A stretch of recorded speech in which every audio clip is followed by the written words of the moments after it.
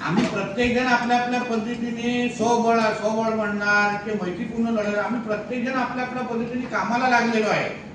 प्रत्येकाला खऱ्या अर्थाने अगर आपल्याला आमच्या पक्षांमध्ये, कारण का ह्या सिंधुदुर्ग जिल्ह्यामध्ये तुल्यबळ ताकद आहे.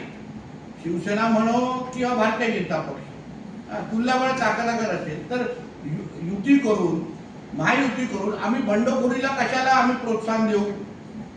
आजच्या तारखेला उदाहरण कणकवली नगरपंचायत तुम्ही बघा, उभाटाकडे उमेदवार आहेत का? जिल्हा परिषदमध्ये उभाटाकडे 50 ते 50 उमेदवार उभं करण्याची क्षमता महाविकास आघाडीची आहे का? ते कितीही तुमच्यासमोर आव्हानात असतील. मग ह्याच्यापेक्षा मैत्रीपूर्वक लढत लढवायची आणि मग नंतर महायुती म्हणून आपण एकत्र यायचंच आहे. त्याच्यामध्ये काही दोन विचार नाही. आणि प्रत्येक जण कामाला लागला. आता तुम्ही काल सावंतवाडीमध्ये बघितलं, बाकी अन्य तालुक प्रत्येक जण आपल्या आपल्या पद्धतीने कामाला लागलेला आहे. तुम्ही फक्त मूडमध्ये या.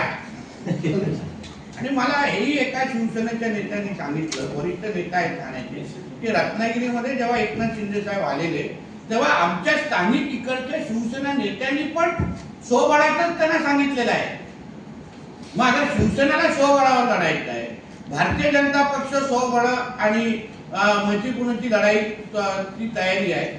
मग मला असं वाटतं वेळ न घालवता प्रत्येक आपल्या आपल्या माणूस कामाला लागला. पण आमचा वेंगुर्ला आणि सावंतवाडी दौरा आहे.